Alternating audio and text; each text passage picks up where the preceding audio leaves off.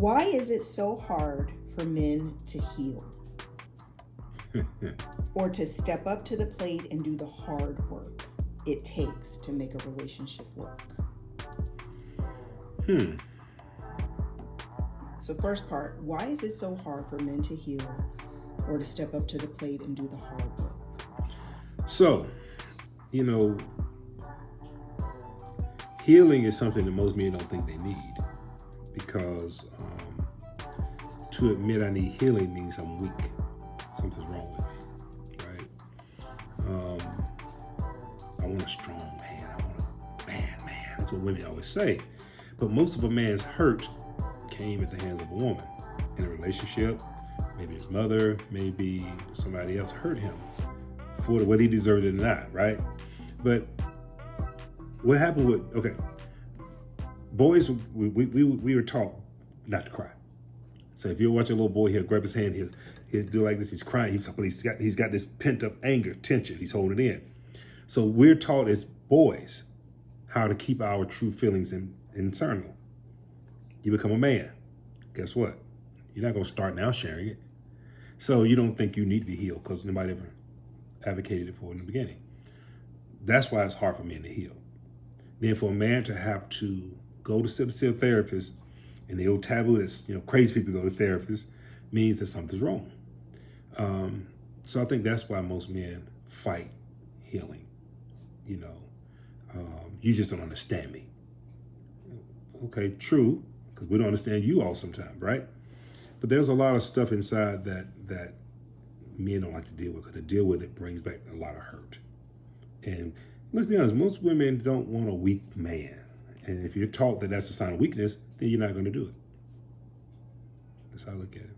What's the second part? So would you say that you being, a man who has gone to therapy and is still, consistently does therapy and leads that way from a place of like healing, but that wasn't role modeled for you. You didn't have an example of that. So as women, we have to be understanding that this is all new.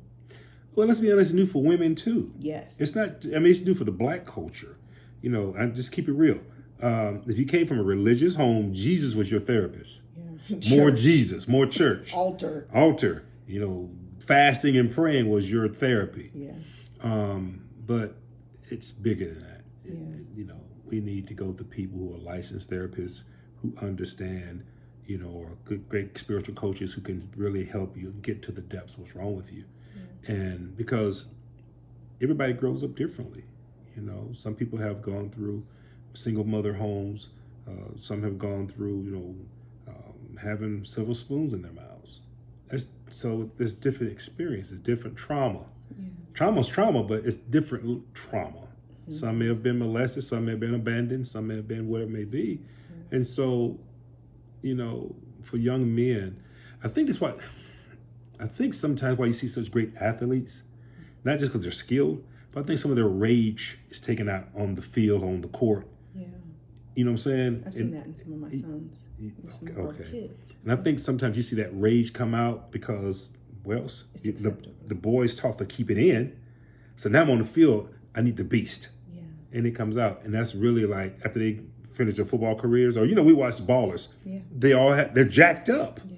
They turn to drugs, sex porn. Self-medicating, but they really need a therapist. Yeah. Or they call them shrinks. I don't want to see a shrink. And, when we were growing up, the only time I have any point of reference at all to psychotherapy or to counseling was celebrities. You would hear, that they're in psychotherapy or they're going to therapy, and it was like a rich person's tool, resource, something that you heard wealthy people do. Yeah.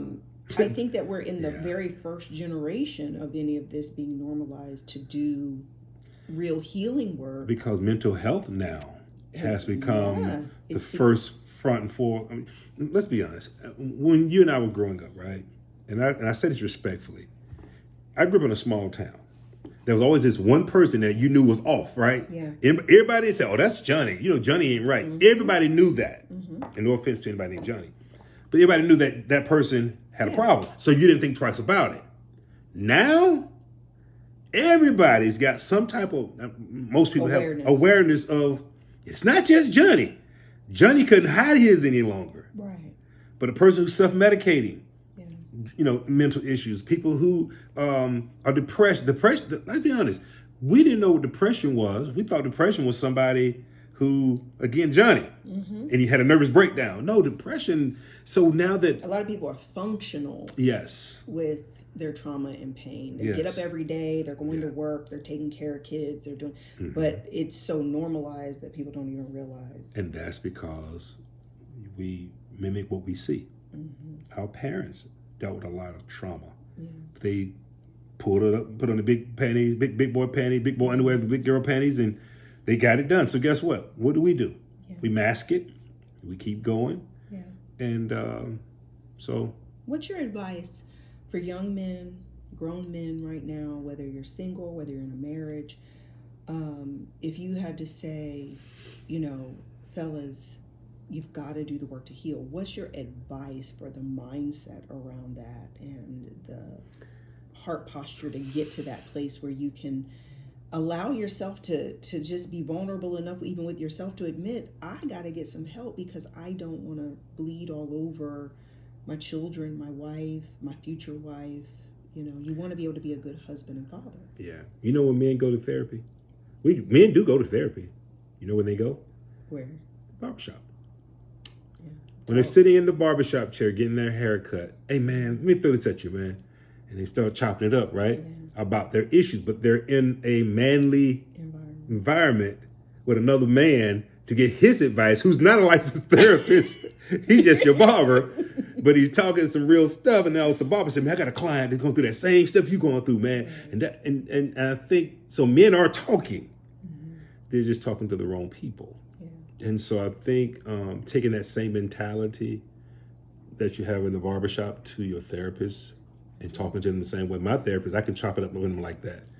Yeah. And you gotta be safe. A man has to feel safe to expose to another person that I'm jacked up. Yeah, I'm struggling. Yeah, because imagine me saying it to you, I got a problem, and you roll your eyes like, oh, Jesus. Then guess what I just said as a man? Oh, shoot, I shouldn't have said that. Now they're going to look at me differently. Right? So I think a lot of times that's why people refuse to get therapy. They don't want to be looked upon as no longer Superman. Yeah, and not be respected. And not be respected. Yeah.